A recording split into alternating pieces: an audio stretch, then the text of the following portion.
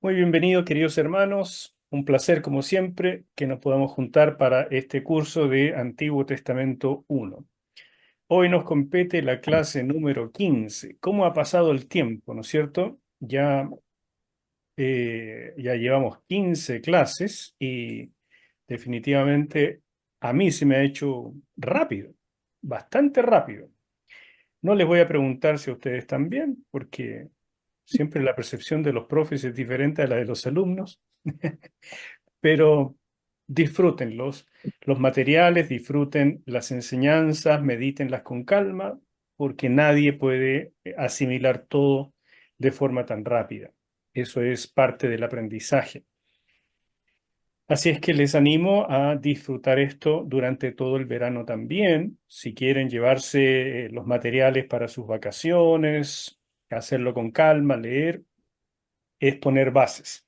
Así la Biblia queda mucho más clara cuando uno tiene bases sólidas. Hoy estamos en la clase número 15, vamos a hablar sobre números otra vez y nos concentraremos en la travesía hacia Cades Barnea.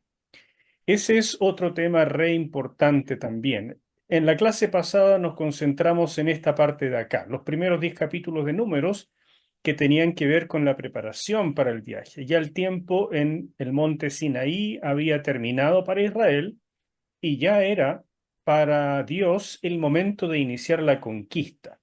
Vale decir, la travesía hacia Cades Barnea era simplemente parte de ese propósito general de iniciar la conquista. No se esperaba todo lo que ocurrió allí, aunque Dios lo tuviera previsto, lo supiera de antemano. El pueblo tenía la opción siempre de escoger la fe o la incredulidad. Y eso es parte de la maravilla de la relación que Dios tiene con nosotros, que nos permite seguir adelante con nuestras decisiones. Y Él sabe lo que va a pasar y aún así, de buena fe, nos permite un panorama maravilloso por delante si es que le creemos.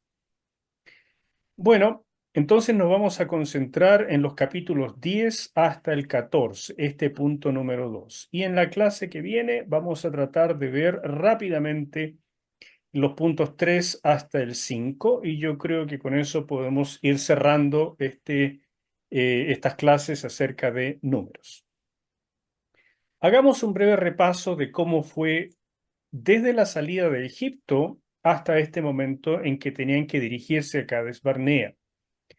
Como ustedes saben, Israel vivió como esclavo de Egipto por unos 400 años, un poco más, en esta región de por acá, que todavía no se sabe con completa certeza dónde quedaba Gosén, pero sí sabemos que era en el delta del Nilo, que es esta zona, y obviamente tiene que haber sido hacia la zona se dirige a Canaán, porque en esta parte se sabe por los estudios arqueológicos que aquí vivían muchos pueblos semíticos que se refugiaban en la parte norte de Egipto, sobre todo cuando había hambruna en otras partes de Canaán o de otras partes acá. Entonces venían pueblos semíticos y se adherían de alguna manera y por supuesto los egipcios los iban asimilando y algunas veces esclavizando también. Eso se conoce en muchos escritos que se han encontrado de la historia de Egipto. Bueno, cuando llegó el momento del éxodo, salieron de por acá, sobre todo de estas ciudades de acopio, que eran Ramesés, y salieron de allí y llegaron hasta algunos sitios que se mencionan en la escritura, pero que tampoco hay completa seguridad de dónde quedaban, como por ejemplo Sucot, Pitón, Pi-Hahiroth, bueno, difícil de pronunciar esta palabra, Hahirot, disculpen. Y se cree que por aquí cruzaron el Mar Rojo, pero ya les dije que también está la opción de que cruzaran por este sector de acá, que tiene mucho más facilidades para que se produjera este cruce. Pero lo difícil es entender cómo habrían llegado tan rápido de un lado a otro, porque no habría sido tan difícil cruzar por este sector de acá, que no había prácticamente agua en algunas épocas del año, pero cruzar todo esto es demasiado rápido. Entonces, todavía se prefiere en la ruta tradicional, que es esta. bajando hacia la parte de la puntita acá de la península del Sinaí. Y por tanto, el monte Sinaí habría quedado por acá, el Jebel Musa. Otras opciones, ya les dije, están en esta misma cordillera del Sinaí y aquí, en esta otra parte de Arabia, también hay opciones para que fuera el monte Sinaí. Se demoraron desde el cruce del mar hasta llegar acá unos 3 meses y en ese transcurso vimos muchos momentos difíciles donde se rebeló el pueblo, ¿no es cierto? En Mara, por ejemplo, después tuvieron un buen tiempo en Elim, después en el desierto de Sin también tuvieron otros problemas y en Refidim, etcétera. Finalmente llegaron acá después de 3 meses y estuvieron un poco menos de un año en Sinaí. Eso es el relato hasta números 10. De allí partían hacia el norte y tenían que llegar hasta acá, Cades Barnea. Cades Barnea es un gran oasis, una zona eh, provista de agua a través de wadis. Los wadis son riachuelos que tienen agua, transportan agua en las épocas de lluvia y una gran parte del año permanecen secos. Así que en árabe se les llama wadis o vadis. La cosa es que tenían que llegar a Canaán y comenzar la conquista desde el sur, entrando de esa manera a Canaán. ¿Ok? Esta era la travesía. Y esta travesía, según se conoce y dice también en Deuteronomio, demoraba apenas 11 días. Sí, pero para un grupo tipo comando, un ejército, ¿no es cierto? Gente acostumbrada a caminatas rápidas y con equipamiento y cosas así. No para una enorme caravana de 2 millones de personas. Por el contrario, si uno suma todo el tiempo de la partida de los espías que reconocieron Canaán en 40 días, mientras el pueblo estaba o iba llegando a Cades Barnea, porque como les he dicho también, parte del pueblo iba aproximadamente 2 días de caminata más adelante que el final. La retaguardia iba unos 2 días de caminata por detrás. Así que hasta que llegaban todos acá demoraba. Y se cree que demoraron más o menos unos 2 meses desde que salieron de Sinaí hasta llegar a Cades Barnea. ¿Ok? De ahí, entonces, para Dios era muy simple. Tenían que juntarse con los espías que debían traer la información de lo que era la tierra de Canaán y organizarse para la conquista. Eso era lo que había que hacer. Pero aquí es donde ocurre esta terrible rebeldía que hoy día trabajaremos y que provocó que por los siguientes 38 años Israel vagara en los desiertos. Y esta es la zona por donde ellos vagaron, no acá, no en la península del Sinaí, sino en el desierto de Sin específicamente, que es parte de la circunscripción del desierto de Parán. Se quedaron un buen tiempo en Cades Barnea aprovechando el agua, pero después tuvieron que transitar por todo este sector hasta que finalmente hicieron esta ruta, que es la ruta que siguieron al final para llegar hasta las planicies de Moab, que queda un poquito más arriba del Mar Muerto, como frente a Jericó, frente a los vados de Jericó, que es una parte de agua del río Jordán donde se puede cruzar. Y hasta ahí llegaron en los valles de Moab, listos para la conquista. Eso ocurrió 38 años después.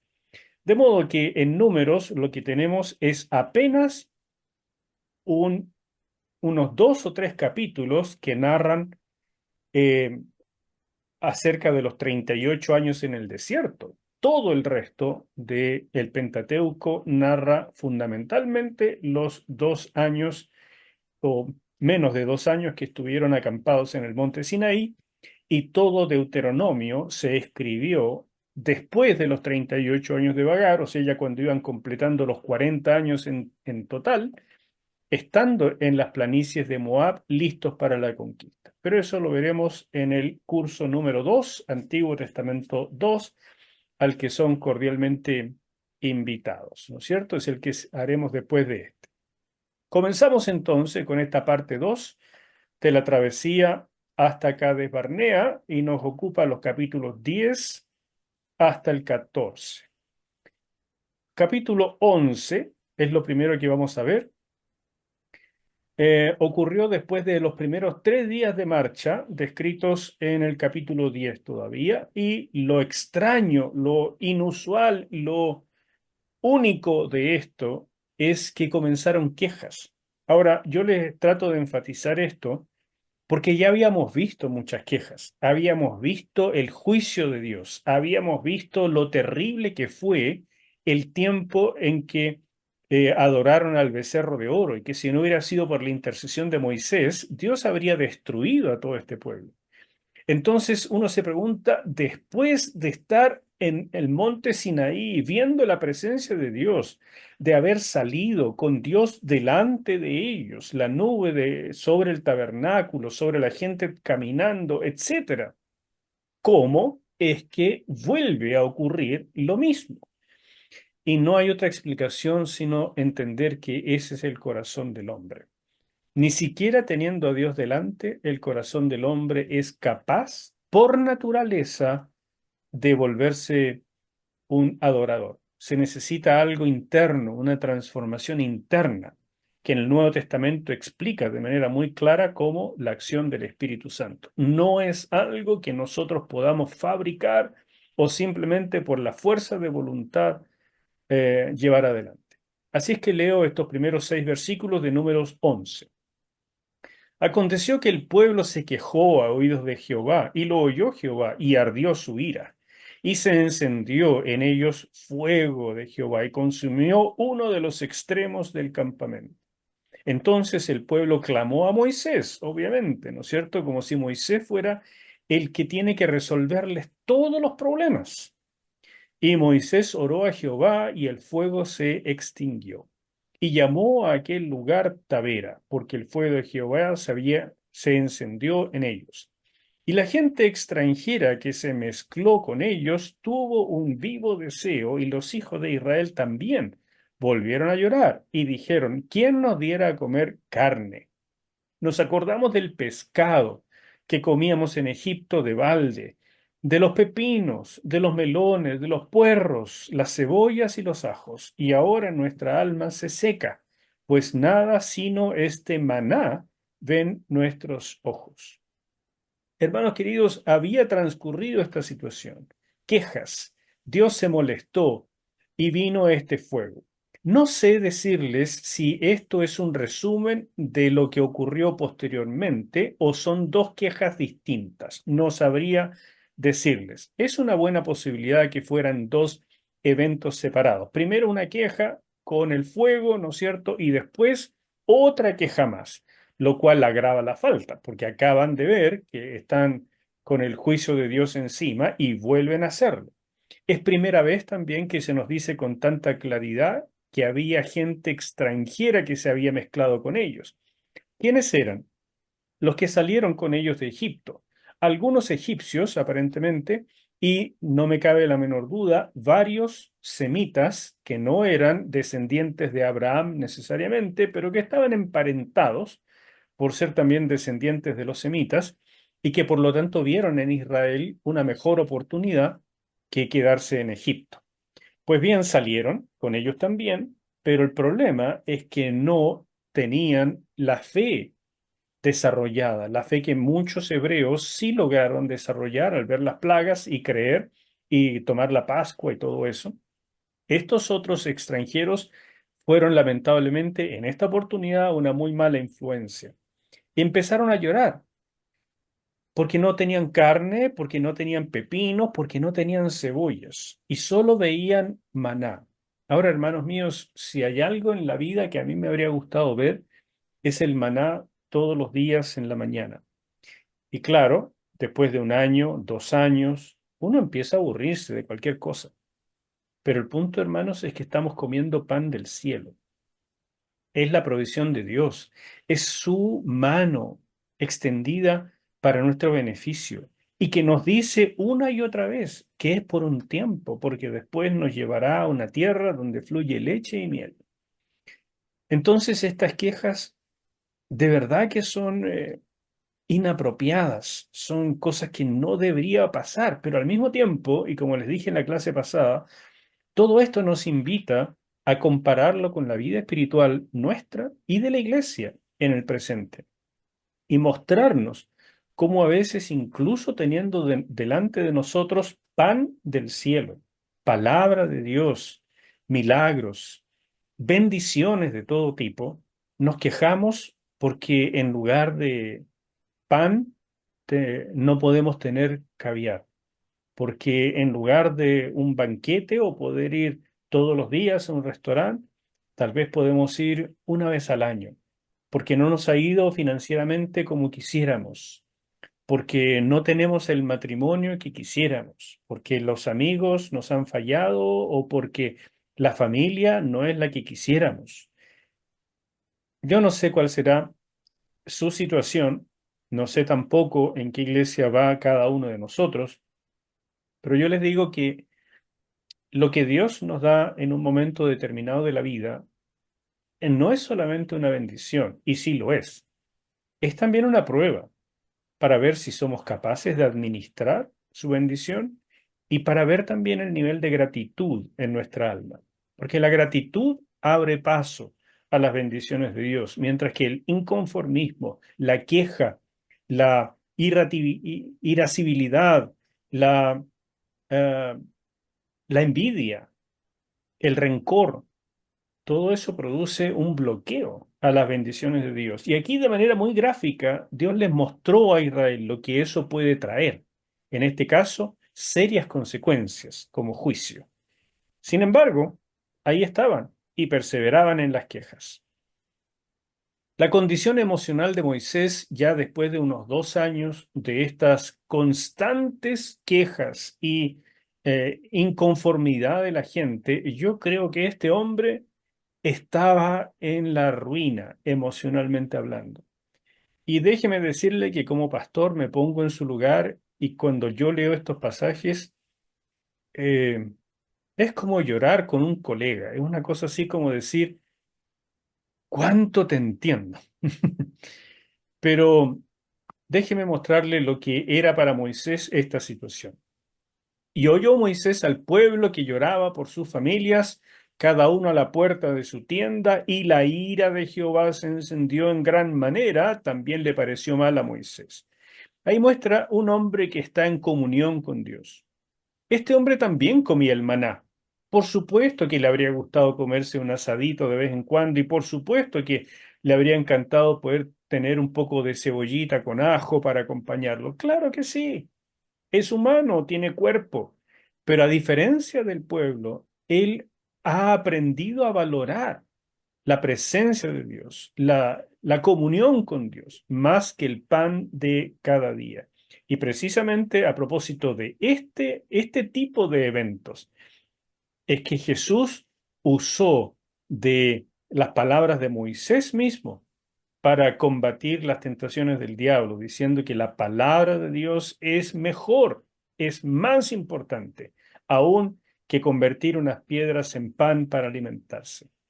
Sin embargo, Jesús habló de pan, mire, lo básico, lo mínimo, pero esta gente ni siquiera con eso se contentaba. Entonces la ira del Señor se encendió y Moisés estaba completamente en el sentir de Dios y por eso le pareció mal también. Y dijo Moisés a Jehová, ¿por qué has hecho mal a tu siervo? ¿Y por qué no he hallado gracia en tus ojos, que has puesto la carga de todo este pueblo sobre mí?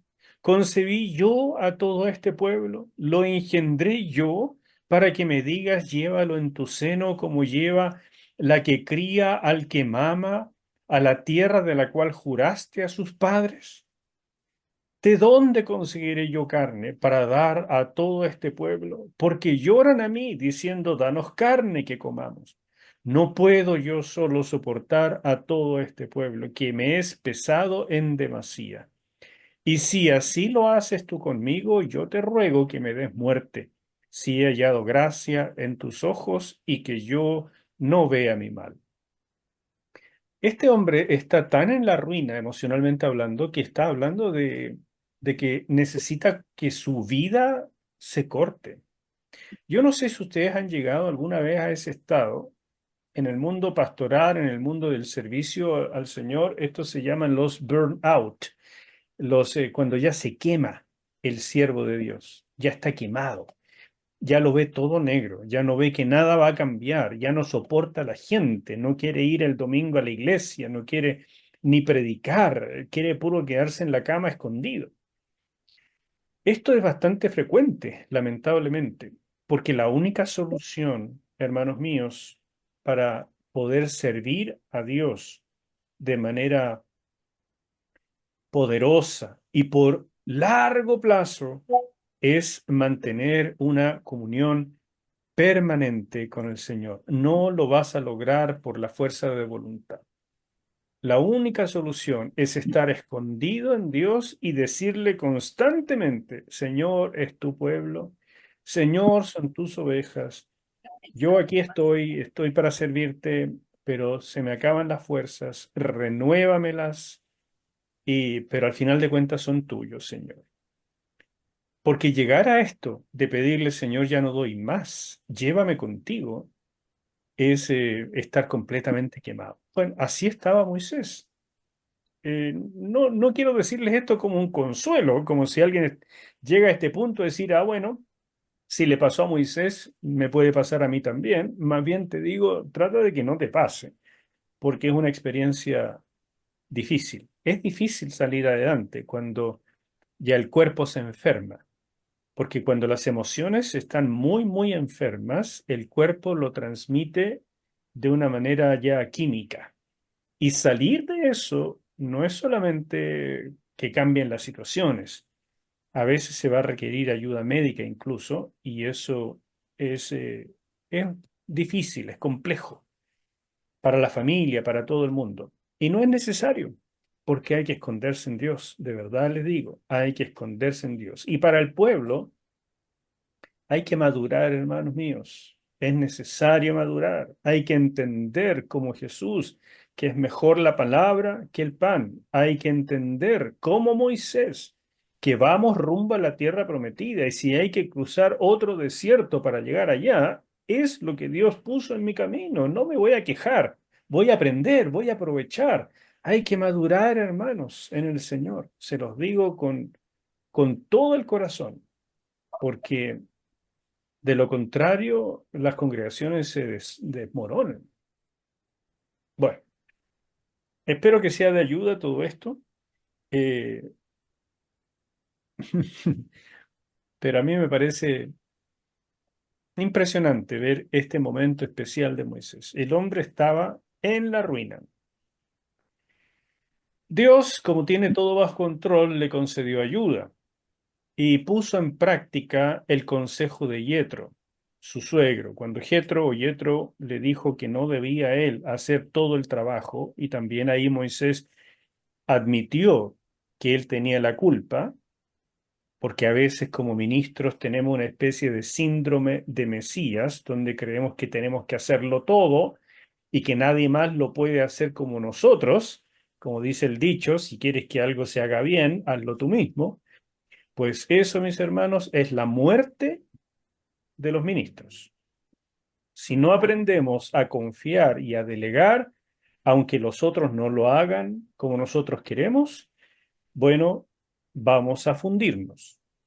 Entonces el consejo de Jetro fue súper bueno y parece que Moisés todavía no lo había implementado concretamente, y por eso Dios le habló: ya es tiempo, búscame a estos 70 ancianos. Y le dijo, entonces Jehová dijo a Moisés, reúneme 70 varones de los ancianos de Israel, que tú sabes que son ancianos del pueblo, y sus principales, y tráelos a la puerta del tabernáculo de reunión, y esperen allí contigo. Y yo descenderé, y hablaré allí contigo, y tomaré del espíritu que está en ti, y pondré en ellos, y llevarán contigo la carga del pueblo, y no la llevarás tú solo. Así es que ahí estaba la ayuda para Moisés, que no era yo voy a descender, Moisés, y voy a hacer el trabajo tuyo. No, Dios se hizo visible como nunca en la historia de la humanidad. Pero Dios no va a hacer el trabajo que nos delega.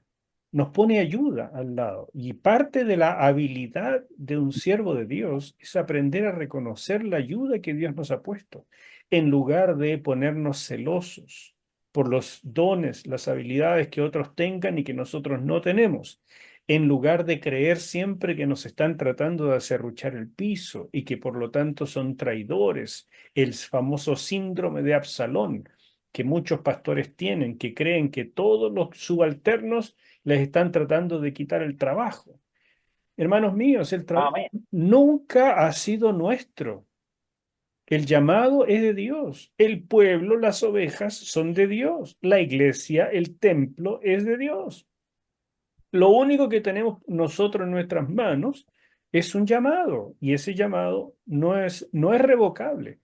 Así es que sea con una oveja, con un discípulo o con 100 o con 1000, haz tu pega, mantente íntegro, sigue adelante, confía en los demás y si alguien te traiciona, bueno, aprende, vuelve a empezar, vuelve a confiar y que el Señor se encargue, que el Señor te defienda.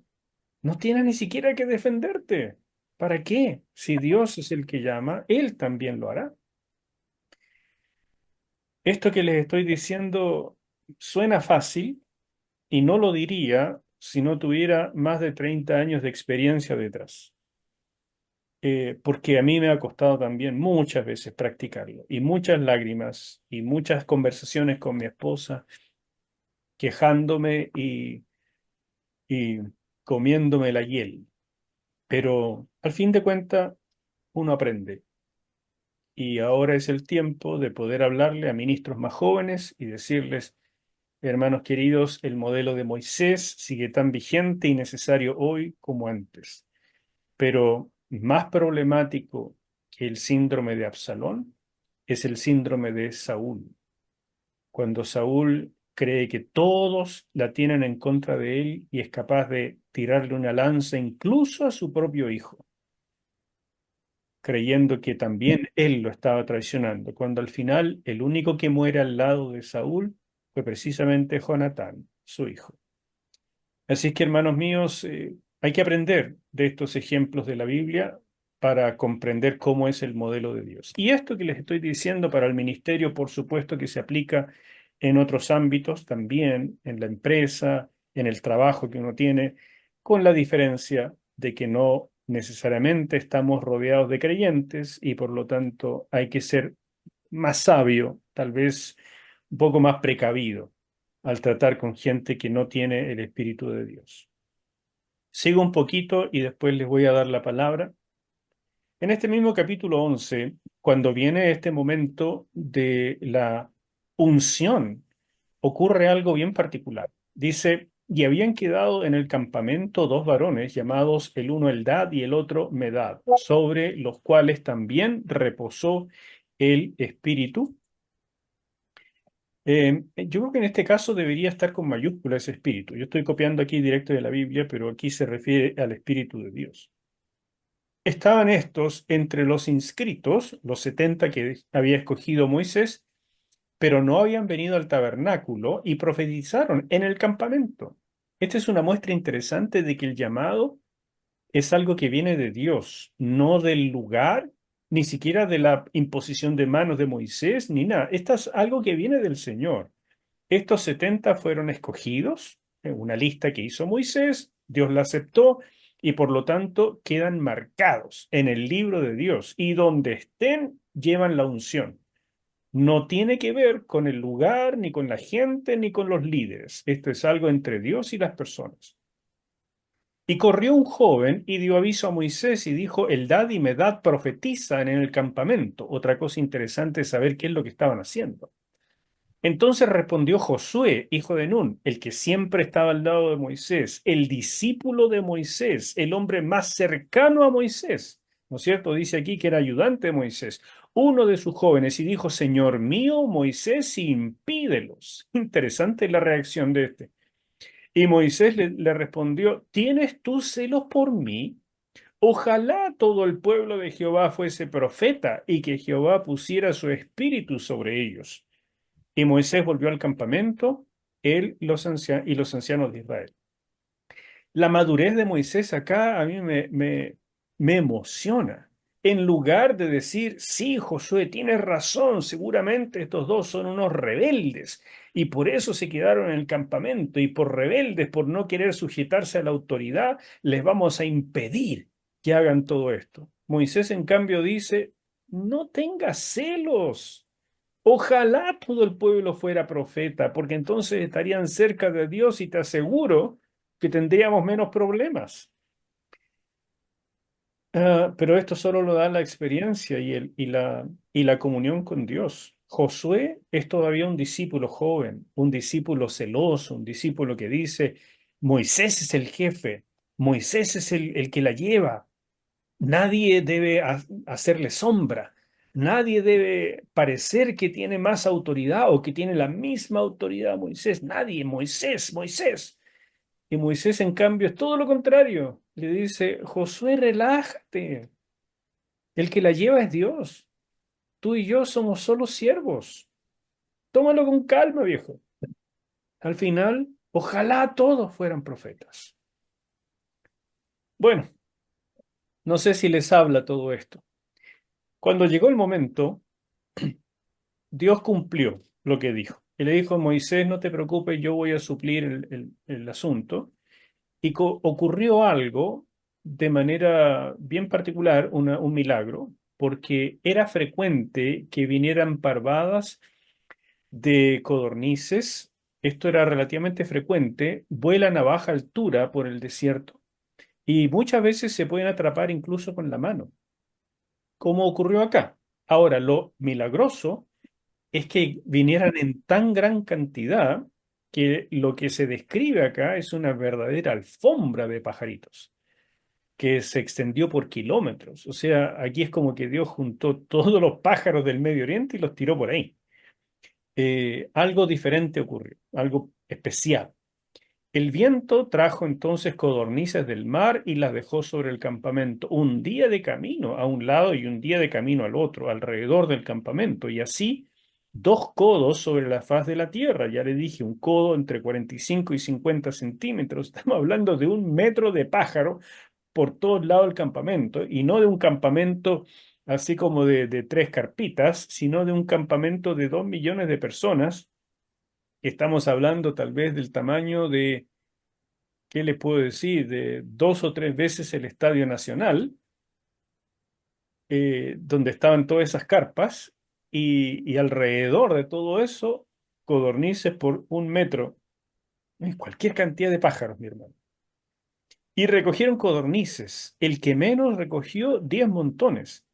Y las tendieron para sí a lo largo alrededor del campamento. Aún estaba la carne entre los dientes de ellos antes que fuese masticada, cuando la ira de Jehová se encendió en el pueblo e hirió Jehová al pueblo con una plaga muy grande.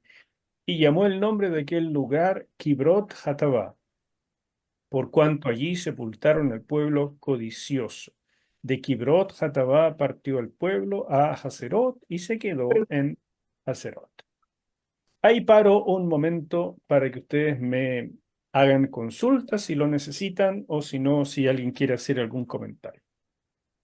Yo tengo una consulta, pero asociada o sea, a los 70 que estaban como con Moisés. O sea, esas personas que fueron impartidas del Espíritu de Dios, eso actualmente, por medio de Moisés, eso actualmente está vigente, ¿no? ¿Qué parte está vigente, Dani? ¿A qué te refieres? Por ejemplo, impartición de dones, impartición no sé, de dones en particular. Yo entiendo que el Espíritu Santo viene por la revelación de Cristo y así por lo menos yo lo he vivido, pero la impartición de dones, ¿cómo es eso? ¿Es algo similar a esto, no? Yo creo, Dani, que esto es un ejemplo del Antiguo Testamento de algo que es completamente vigente en el Nuevo Testamento. Ahora, No todos en la iglesia cristiana creen que los dones del Espíritu Santo están vigentes en el presente. Yo soy de los que sí creen que están vigentes y también soy de los que creen que, además de estar vigente, en algunas oportunidades pueden ser impartidos de una persona que los tiene a otro o de una persona que tiene una autoridad delegada por Dios que puede orar por otro e impartir algo. No es algo que se puede hacer a tontas y a locas, eso es siempre bajo la supervisión de Dios y por voluntad de Dios. O sea, el que imparte nunca es el ungido que viene a dar algo. El que imparte es el ministro que hace las veces en función, por orden de Dios y tiene la autoridad delegada para hacer cierta cosa. ¿Ok? Pero el punto es que sí está completamente vigente. Y lo que necesitaban estos hombres de manera muy significativa es habilidades administrativas, ¿no es cierto? Sí. Capacidades para manejar al pueblo, capacidades para aconsejar, para ayudar, ese tipo de cosas. Y sin embargo, lo que vemos que ocurrió con estos hombres es que profetizaron. Y creo que eso nos da una pauta re interesante, y es que la profecía que se menciona acá no es que estaban hablando de cosas que iban a ocurrir en el futuro, sino eh, más bien se trata de expresiones de alabanza, expresiones casi en éxtasis de alabanza. Esa es casi la definición básica de profetizar. Antes que revelar algo, es la de adorar en un estado casi de éxtasis. Y esto es lo que pasó con estas personas. Y a mí me da la impresión de lo que Dios quiere decirnos con esto, es que para ser un verdadero administrador de las cosas de Dios, lo que necesitas es tener una relación cercana con Dios. Y eso es lo que se manifestaba a través de estas personas. Al profetizar es que estaban llenos de algo divino, estaban llenos del Espíritu de Dios. Y eso es lo que Dios está tratando de indicar al lector de la Biblia de toda época. Si quieres ser un administrador de las cosas santas, por supuesto, prepárate, capacítate, estudia la escritura, etcétera, etcétera. Pero cualquier otra cosa está en segundo lugar en comparación con tener esta comunión y esta llenura de parte de Dios. Ese para mí es el mensaje fundamental de ese trocito que dejó ahí Moisés para la enseñanza de todos nosotros. ¿Te ayuda, Dani? Sí, sí, muchas gracias, pastor. De nada. ¿Alguien más quisiera comentar o preguntar algo? Bueno, voy a seguir entonces un rato más.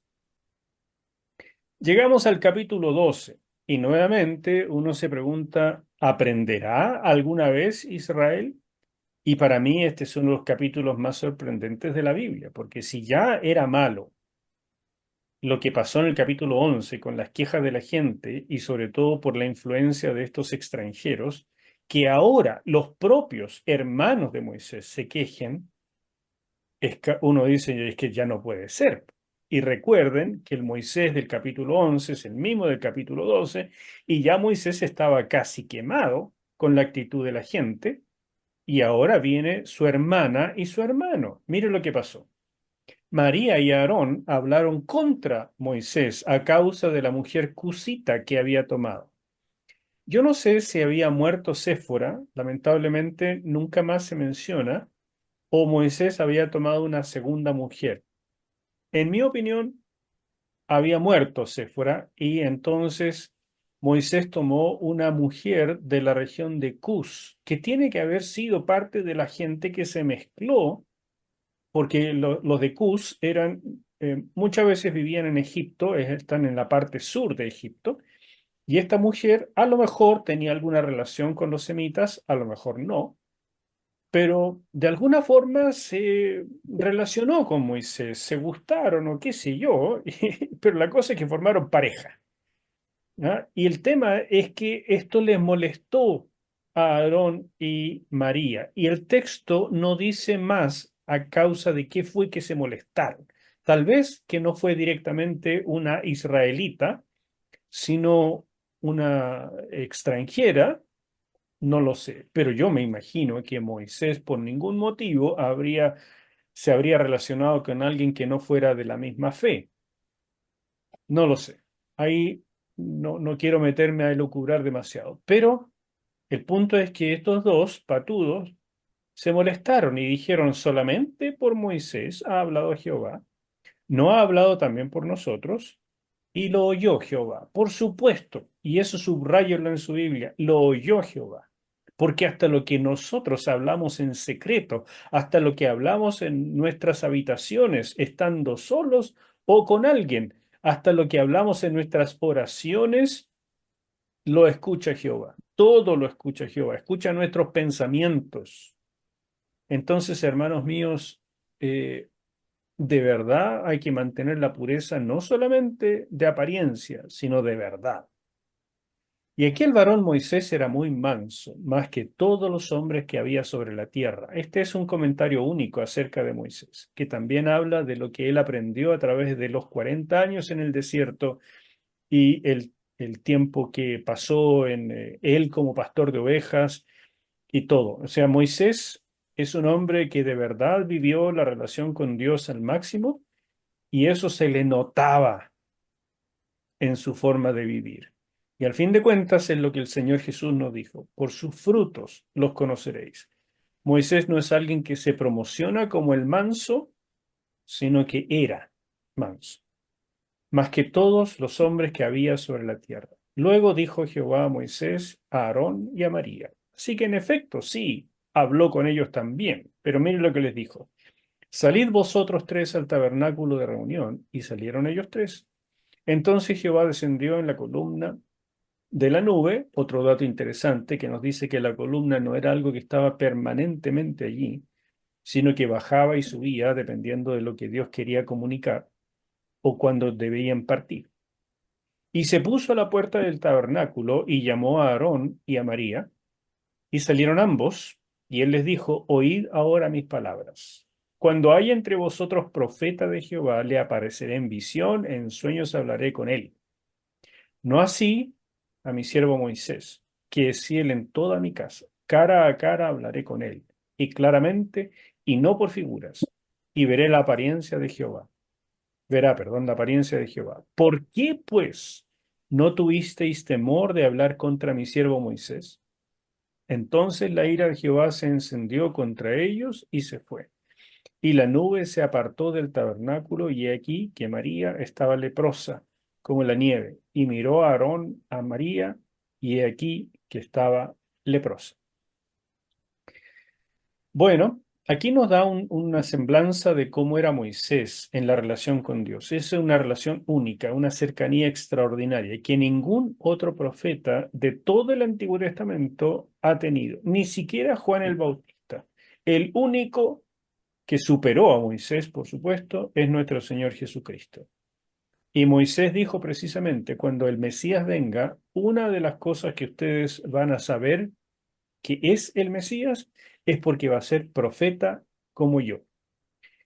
En otras palabras, va a tener este tipo de relación así de cercana con Dios. Cuando ustedes vean un profeta así, ese es el Mesías. Entonces el Señor se molestó y dice: ¿cómo no tuvieron temor? Si ustedes mismos han visto todo esto y han visto cómo yo he trabajado con Moisés, ¿cómo no han tenido temor? Ese es el temor de Dios, hermanos míos. El único temor que es capaz de vencer la envidia, la carne. Y ese temor de Dios no estuvo en ellos en este caso, y la ira se encendió. Ya Moisés, o sea, ya Aarón se había salvado jabonado de la muerte por causa del becerro de oro, y gracias a la intercesión de Moisés. Aquí, otra vez, queda Aarón en la cuerda floja, pero desde mi perspectiva, Dios no lo tocó exclusivamente porque ya había sido ungido como sumo sacerdote de la nación y por lo tanto no podía darle muerte en este momento, o habría quedado la nación sin el sumo sacerdocio que era necesario. Pero María no la sacó barata y quedó con lepra. Y la verdad es que si no hubiera sido por la intercesión de Moisés, su hermano, que entre comillas perdonó a sus hermanos en este descarrilamiento, y no solamente los perdonó, sino que intercedió por ellos. Si no hubiera sido por esa intercesión, María hasta ahí habría llegado. Pero la intercesión igual tuvo consecuencias porque María debió permanecer una semana durmiendo a la intemperie fuera del campamento. ¿Qué les parece? Número 13. Moisés, estando en el desierto todavía, obedeció algo que Dios estableció. Esto es importante porque esta no fue una idea de Moisés. Dice, y Jehová habló a Moisés diciendo, envía tú hombres que reconozcan la tierra de Canaán, la cual yo doy a los hijos de Israel. De cada tribu de sus padres enviaréis un varón, cada uno príncipe entre ellos. Son dos versículos, es poco material, pero súper significativo. En primer lugar, fue Dios el que habló. Le dio una instrucción. Moisés siempre decía que sí a lo que Dios le mandaba, así que lo iba a hacer, sí o sí. Segundo, le dijo, envía hombres a que reconozcan la tierra. No está diciéndoles para que vean si la tierra va a ser posible de conquistar o no. No, él dice, la cual yo doy a los hijos de Israel. O sea, para Dios esto es una cosa ciertísima, no una posibilidad. Estos hombres tenían que reconocer el lugar, el camino, por dónde encontrar de manera más fácil agua, dónde ir acampando en la medida que avanzaba la conquista. Tenían que hacer un reconocimiento y venir con palabras de ánimo a la gente, diciendo, ok, ya sabemos por dónde ir y estas son las batallas que nos esperan y Dios va a ir delante de nosotros y la tierra realmente es maravillosa y vamos a poder capturarla y qué sé yo.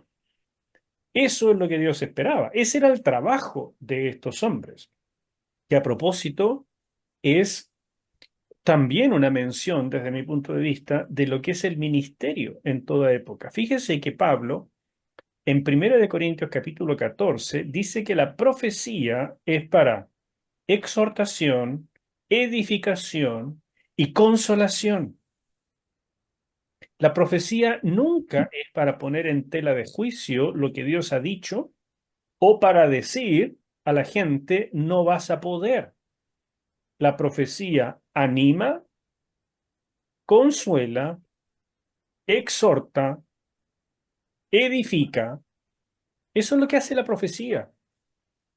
Y esto es el trabajo de estos hombres, que en este caso funcionan como los príncipes, uno de cada tribu, y que debían asumir una especie de rol pastoral, trayendo noticias y diciéndole a la gente, lo que Dios ha dicho se va a realizar.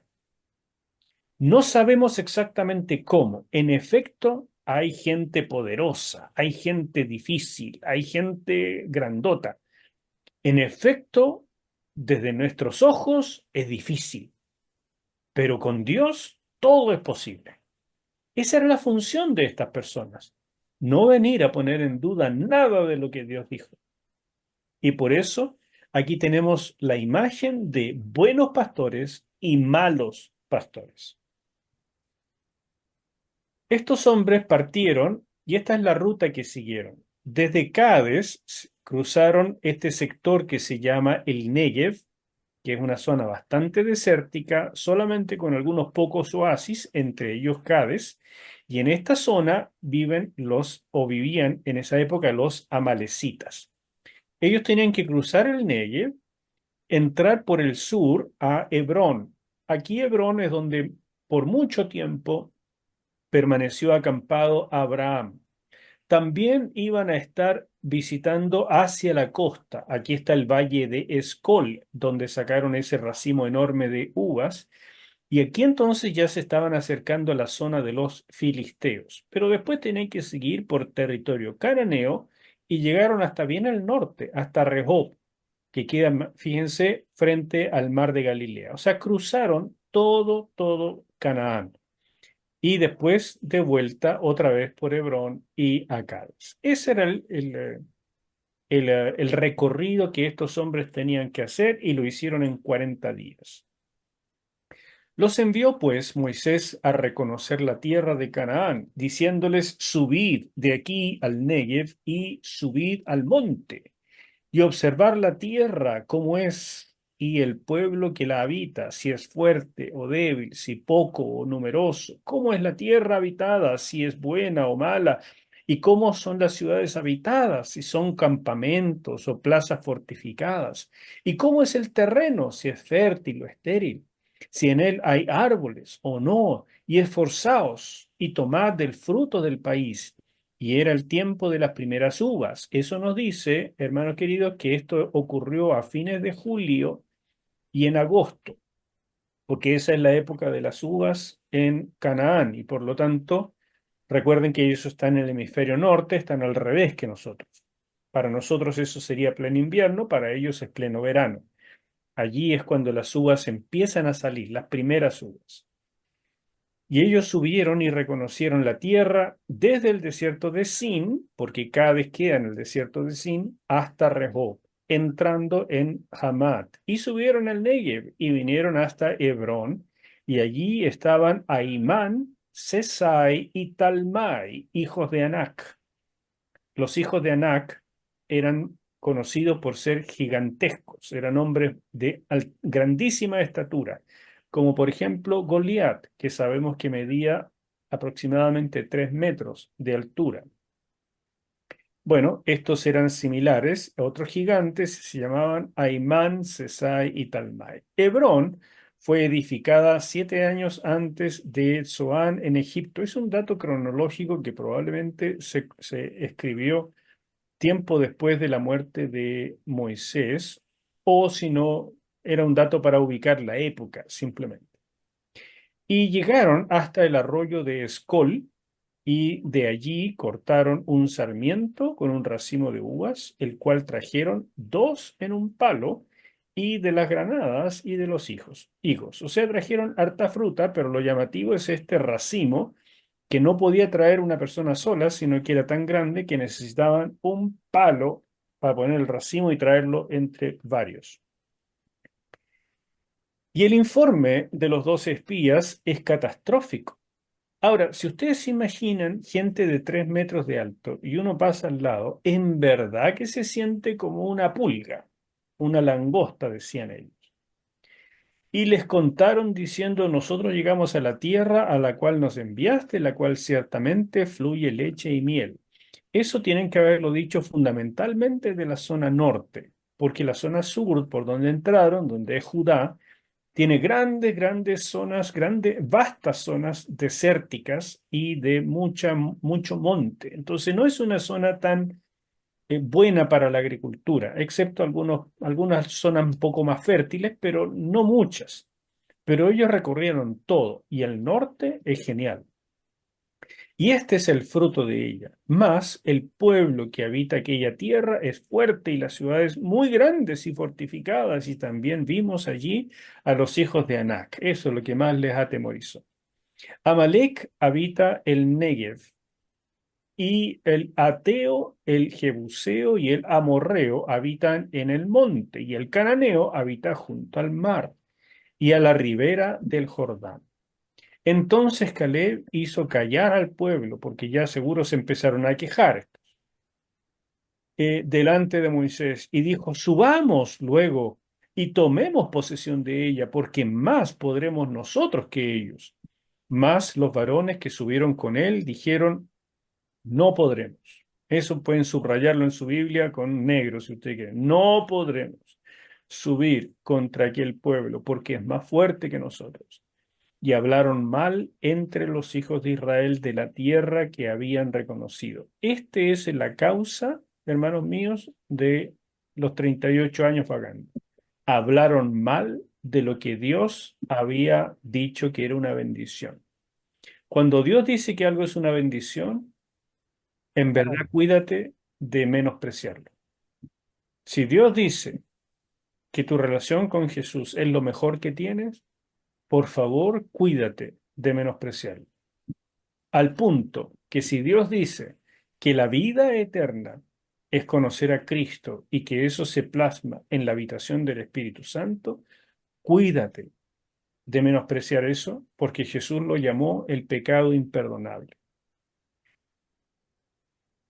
La tierra por donde pasamos para reconocerla es tierra que traga a sus moradores, y todo el pueblo que vimos en medio de ella son hombres de grande estatura. Mentira, habían gigantes, pero no todos. También vimos allí gigantes, hijos de Anac, raza de los gigantes, y éramos nosotros a nuestro parecer como langostas, y así les parecimos a ellos. O sea, estos vieron todo mal. 10 de los espías vieron todo mal. Había algunas dificultades y sus ojos se centraron solo en eso. En cambio, Caleb, aquí todavía Josué ni habla, pero Caleb, más que suficiente, los hizo callar y dijo, córtenla, Dios ya habló. ¿Creen ustedes que Dios no es capaz? Córtenla, vamos adelante, sí se puede. Pero toda la congregación gritó y dio voces, y el pueblo lloró aquella noche, y se quejaron contra Moisés y contra Aarón todos los hijos de Israel, y les dijo toda la multitud, subrayo varias veces el todo, ¿se fijan? Son las expresiones que de pronto son hiperbólicas, porque todos, sin faltar ni uno, no lo sé. Pero cuando aparece esto en la Biblia es para énfasis de que la mayoría estaba en esta actitud y dijeron otra cosa horrible. Ojalá muriéramos en la tierra de Egipto o en este desierto, ojalá muriéramos. Hay cosas que no hay que decir, hermanos, ni en broma, porque todas nuestras palabras, incluso nuestros pensamientos, son oraciones delante de Dios. Dios las escucha y van a tener consecuencias. ¿Y por qué nos trae Jehová a esta tierra para caer a espada? O sea, no solamente hablaron mal de la tierra, sino ahora hablaron mal de las intenciones de Dios mismo. ¿No sería mejor volvernos a Egipto? Hermano, Dios hizo una cosa extraordinaria. Dios los sacó de Egipto con brazo extendido, con mano fuerte, con poderes, con milagros, con cosas únicas. Derrotó al ejército más poderoso del mundo. Y estos dicen, volvamos a Egipto, donde están las cebollas, los puerros y los ajos, volvamos a la esclavitud. Y decían el uno al otro, designemos un capitán, que significa, de paso, quitemos primero a Moisés y Aarón, matémoslos y volvamos a Egipto. Entonces Moisés y Aarón se postraron sobre sus rostros, no por miedo, no para rogarle al pueblo, sino porque sabían lo que venía. Estas son palabras capitales.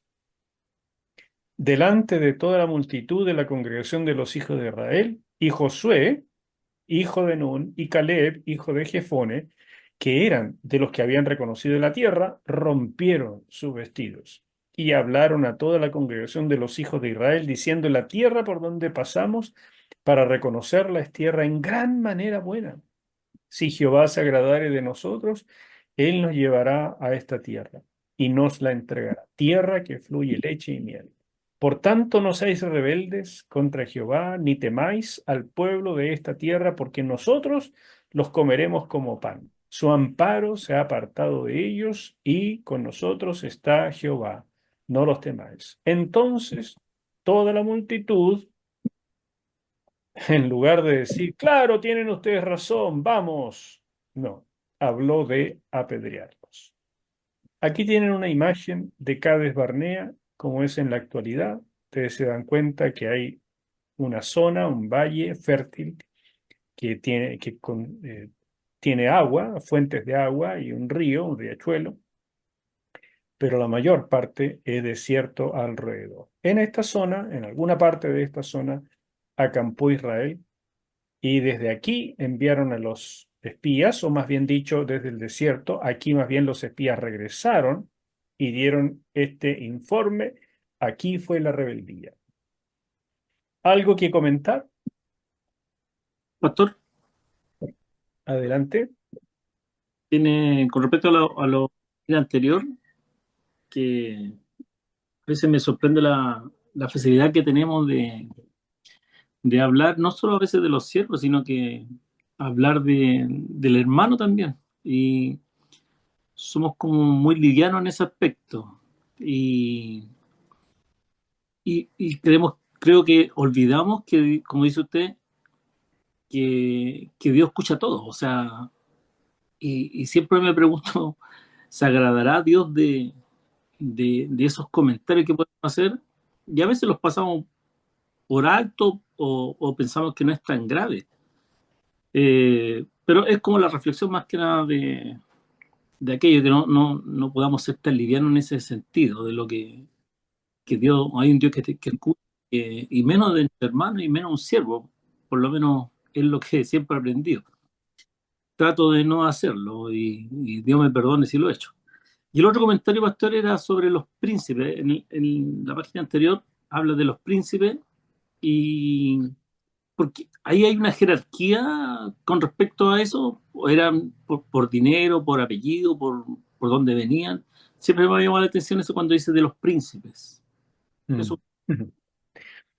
Gracias, mi hermano Marcos, por tu comentario. Es cierto que esto tiene que enseñarnos muchísimo acerca de la lengua, de lo que somos capaces de hacer con nuestros dichos, de que debemos cuidarnos, y no solo cuidarnos de hablar, sino cuidarnos de que seamos en verdad íntegros, de que lo que hablemos sea exactamente lo que está en el corazón. Porque cuando salen malas cosas por nuestra boca es que primero se almacenaron en el corazón. Y ahí está el problema. Por eso que Dios mira primero el corazón, antes que los dichos de nuestra boca. Así que te agradezco que lo refuerces. En verdad, eso es un gran tema y aquí vemos las consecuencias que puede tener. En segundo lugar, la otra pregunta es más sencilla, es simplemente que toda la nación se organizaba de acuerdo a tribus. Entre las tribus estaban estaban los clanes dentro de las tribus y los clanes se organizaban por familias y las familias tenían cierta importancia dependiendo de la mayor cantidad de gente que tenía y entonces se iba designando de esa forma a los patriarcas, a la gente más importante, a los que tenían mayor cantidad de gente a su cargo. Y la gente a su cargo no era una cosa democrática, sino que se establecía fundamentalmente por el hecho de las familias y los clanes. Entonces, varias familias que estaban emparentadas formaban un clan y el clan tenía un líder que generalmente era el patriarca mayor y el patriarca entonces designaba como el líder, por así decir, de la guerra o del ejército o de las, no sé, las contiendas que tuvieran a su hijo mayor, el que estaba en edad de pelear. Y ese entonces habría sido el príncipe de ese clan. ¿Me explico? Era la manera en que se organizaban la gente en el mundo antiguo. ¿Alguna otra duda? Pastor, buenas tardes. Buenas. ¿Quién habla? Patricia. Patricia, adelante. No, Pastor, en mi caso, este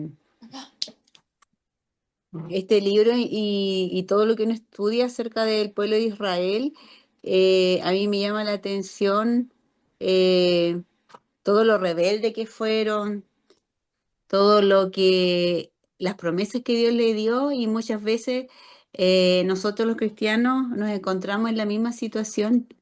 eh, Renegar muchas veces contra Dios, aún viendo todo lo que Dios ha hecho en nuestras vidas. Eh, Nos deja muchas enseñanzas eh, y sobre todo siempre yo trato de ir viendo, tratar de no cometer los mismos errores, en este caso del pueblo de Israel. eh, y tratar de ser agradecida con Dios, ver lo que Dios va haciendo con nosotros cada día.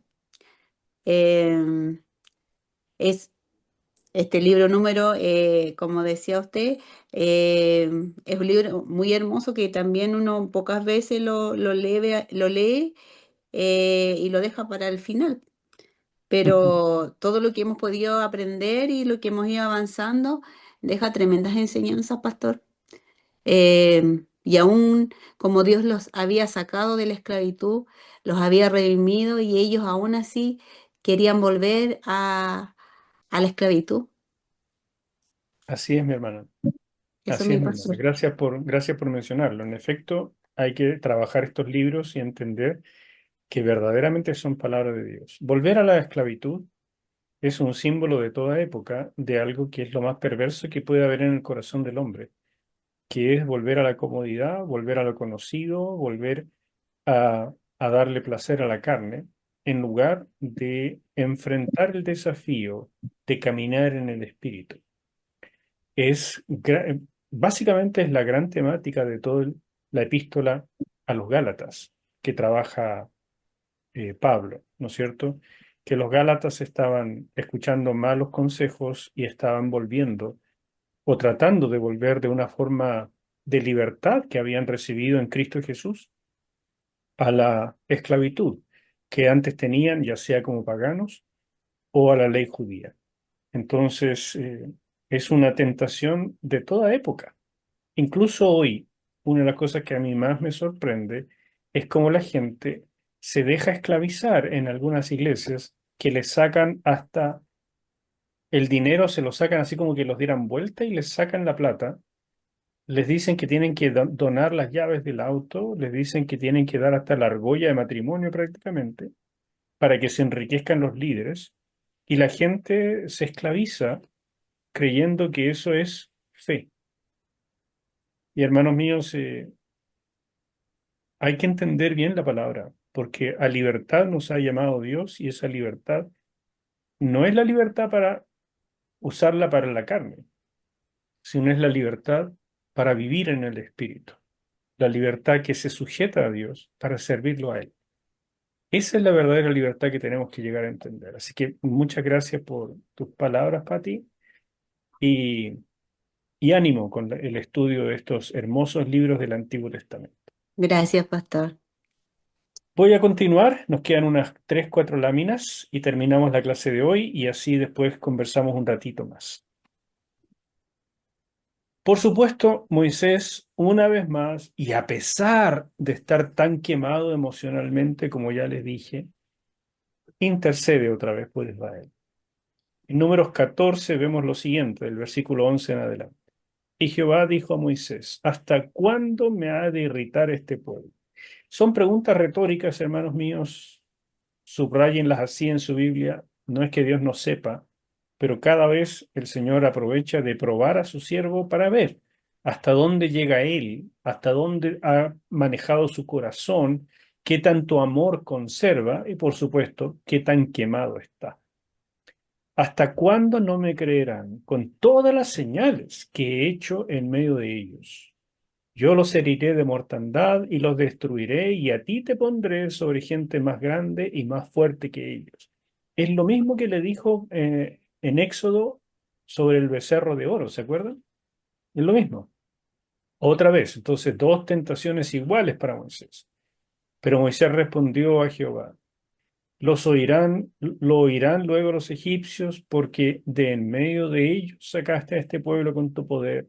Y lo dirán a los habitantes de esta tierra, los cuales han oído que tú, oh Jehová, estabas en medio de este pueblo, que cara a cara aparecías tú, oh Jehová, y que tu nube estaba sobre ellos, y que de día ibas delante de ellos en columna de nube, y de noche en columna de fuego, y que has hecho morir a este pueblo como a un solo hombre, y las gentes que hubieren oído tu fama hablarán, diciendo, por cuanto no pudo Jehová meter este pueblo en la tierra, de la cual les había jurado, los mató en el desierto.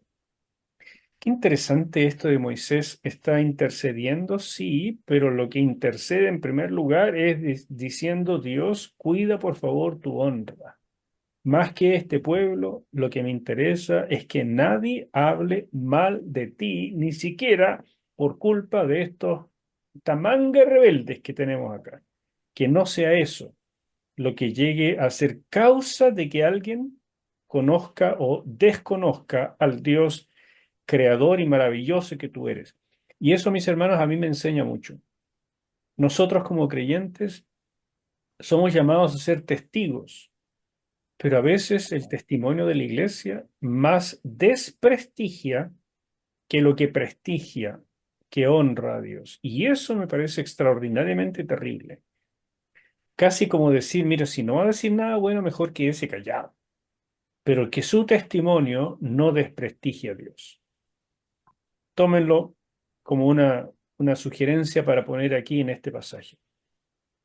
Ahora pues yo te ruego que sea magnificado el poder del Señor, como lo hablaste, diciendo, Jehová tardo para la ira y grande en misericordia. Eso es lo que le mostró Dios a Moisés cuando Moisés le pidió que le mostrara la gloria.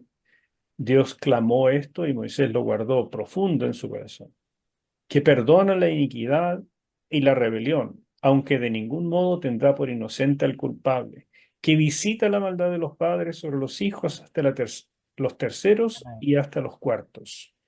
Perdona ahora la iniquidad de este pueblo según la grandeza de tu misericordia, y como has perdonado a este pueblo desde Egipto hasta aquí, porque ya han sido un montón de veces. Hazlo una vez más, Señor. Perdona una vez más. El perdón y el juicio de Dios. Entonces Jehová dijo, yo lo he perdonado conforme a tu dicho. Otra vez, como te quería decirles antes, Dios lo sabe todo. Es simplemente esto para trabajar a Moisés, para seguir haciendo de él un mejor siervo. Y uno se pregunta, ¿qué más se puede pedir de Moisés? Y Dios seguía y seguía y seguía pidiendo. Mas tan ciertamente como vivo yo, y mi gloria llena toda la tierra, todos los que vieron mi gloria y mis señales que he hecho en Egipto y en el desierto, y me han tentado ya 10 veces. El 10 es un número redondo que tiene que ver siempre con Israel en la Biblia y significa algo que está completo en relación con Israel. Por eso también son 10 mandamientos, etcétera, como ya les he contado. Aquí lo usa otra vez como señal de algo redondo. 10 veces me han tentado y no han oído mi voz. No verán la tierra de la cual juré a sus padres. No, ninguno de los que me han irritado la verá. Ahí fue el decreto. Entonces no podrían entrar a la tierra y tendrían que vagar por los siguientes 38 años. Pero no solamente pasó eso, sino que además mueren los 10 espías incrédulos. Los varones que Moisés envió a reconocer la tierra y que al volver habían hecho murmurar contra él a toda la congregación, desacreditando aquel país, aquellos varones que habían hablado mal de la tierra, murieron de plaga delante de Jehová. Pero Josué, hijo de Nun, y Caleb, hijo de Jefone, quedaron con vida, de entre aquellos hombres que habían ido a reconocer la tierra. Y última lámina, Israel, como siempre, haciendo de las suyas. Y Moisés dijo estas cosas a todos los hijos de Israel, y el pueblo se enlutó mucho. Y se levantaron por la mañana y subieron a la cumbre del monte diciendo, henos aquí para subir al lugar del cual ha hablado Jehová, porque hemos pecado. Y dijo Moisés, ¿por qué quebrantáis el mandamiento de Jehová? Esto tampoco os saldrá bien. No subáis, porque Jehová no está en medio de vosotros.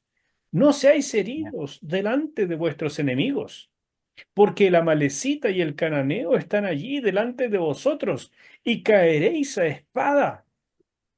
Esos mismos pueblos que Josué y Caleb dijeron los vamos a comer como pan, y que era cierto, eso iba a ocurrir. Ahora Moisés les dice, no vayan contra ellos, porque si Jehová no va en medio de ustedes, de verdad son más fuertes que ustedes. Pues por cuanto os habéis negado a seguir a Jehová, por eso no estará Jehová con vosotros. Sin embargo, se obstinaron en subir a la cima del monte. Pero el arca del pacto de Jehová y Moisés no se apartaron de en medio del campamento, y descendieron el amalecita y el cananeo, que habitaban en aquel monte, y los hirieron y los derrotaron, persiguiéndolos hasta Horma. Así es que la idea era conquistar una colina, un monte, habitada por estas personas, sobre todo los amalecitas, como les dije, que habitaban en el Negev. Y parecía un paseo, porque ellos eran una enorme multitud, 600.000 soldados. Así que tienen que haber mandado una avanzada, pero estos otros que defendían su tierra, los persiguieron hasta esta localidad que se llamó, porque seguramente tenía otro nombre, pero después le pusieron el nombre de Horma, una palabra que desciende de la palabra hebrea Jerem, y Jerem significa destrucción, consagración o consagrado para destrucción. Preguntas, hermanos queridos, porque así termina la clase de hoy, con una batalla y con una enorme y triste derrota a causa de la incredulidad. ¿Algo que comentar o que preguntar? Parece que todo está claro. Bien, pues mis hermanos queridos, entonces lo dejamos hasta aquí. Ha sido un placer, como siempre. Los espero el próximo miércoles, con lo que probablemente será la última clase de este curso Antiguo Testamento 1. Y por el chat les estaré contando lo que viene a continuación, que por supuesto es un rico verano para que terminen de estudiar todo los materiales que tienen. Y comenzamos en marzo con Antiguo Testamento 2. Eso es todo por mi lado. El Señor les bendiga y nos vemos pronto.